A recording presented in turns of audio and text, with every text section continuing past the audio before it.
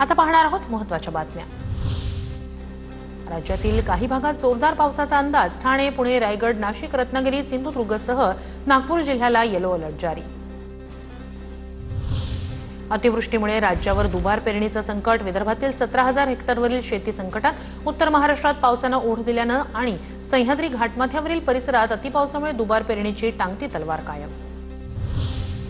नागपूर ते मुंबई समृद्धी महामार्गावरून महिन्याभरात 11 लाख वाहनांचा प्रवास। टोलमधून रस्ते विकास महामंडळाच्या तिजोरीत 90 कोटी जमा। समृद्धी महामार्गावरून दररोज 36 ते 37,000 वाहनांचा प्रवास। मराठी तरुणांना जर्मन भाषा प्रशिक्षण देण्याच्या हालचाली सुरू। दीपक केसरकर यांचं मुख्यमंत्री फडणवीसांना पत्र। मराठी तरुणांना जर्मनीत रोजगार संधी उपलब्ध करून देण्याचे प्रयत्न। शैक्षणिक संशोधन प्रशिक्षण परिषदेला अभ्यास दौऱ्यासाठी मंजुरी।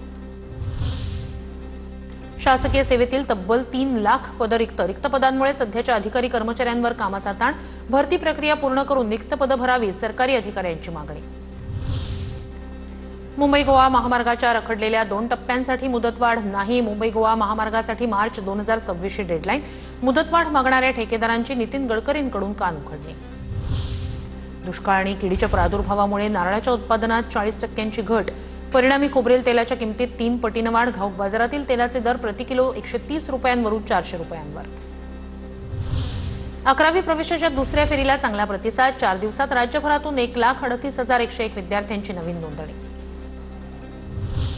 आयटीआयच्या पहिल्या फेरीत 42,000 विद्यार्थ्यांचे प्रवेश। आतापर्यंत 50.96% विद्यार्थ्यांच्या प्रवेशाची नोंद।